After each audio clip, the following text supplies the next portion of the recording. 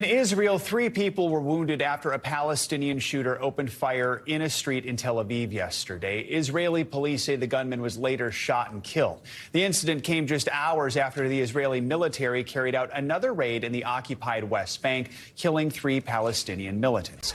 NBC News foreign correspondent Raf Sanchez joins us now from Tel Aviv. So, Raf, this cycle of violence does not appear to be slowing down. Walk us through these latest incidents and what the situation is like right now.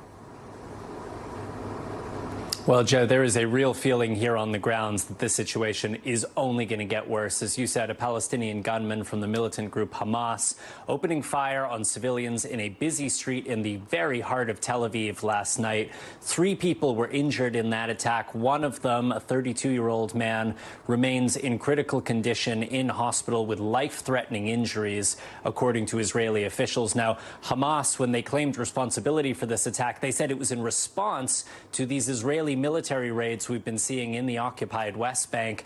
Yesterday morning, Israeli forces killed 3 Palestinian militants from the group Islamic Jihad, and that came just 2 days after they killed 6 militants up in the northern West Bank. So, Joe, really no sign of this violence slowing down at all. Yeah, so, Raf, and we know U.S. Defense Secretary Lloyd Austin was in Israel yesterday. What's he saying about this escalation in violence? Well, he's been appealing for calm, and Lloyd Austin, like the rest of the Biden administration, a very strong supporter of Israel's security. He said the bond between Israel and the U.S. is unbreakable. He expressed condolences to recent Israeli victims of violence, but he also said the Israeli government, this new right-wing government that includes members of the far right, needs to be doing much more to scale down the rhetoric on their side to do what they can to restore calm. Take a listen to what he had to say. The United States also remains firmly opposed to any acts that could trigger more insecurity, including settlement expansion and inflammatory rhetoric.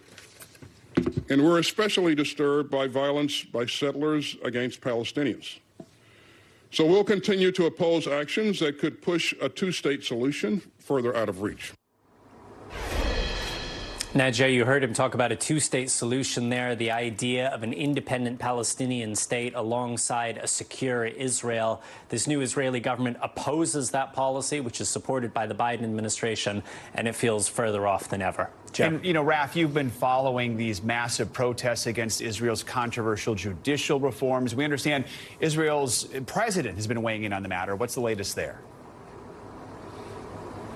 Yeah, so Israel's president, he is a largely ceremonial figure, but his words carry a lot of moral weight. And he carried out a primetime address last night here in Israel saying that these reforms, these very controversial reforms, were a disaster, that they were tearing the country apart. And he pleaded with Netanyahu to scrap them, to replace them with some kind of compromise that could garner much broader support among Israeli society.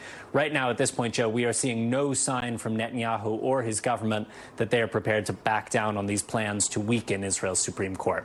Joe. All right. Raf Sanchez in Tel Aviv. Raf, thank you so much.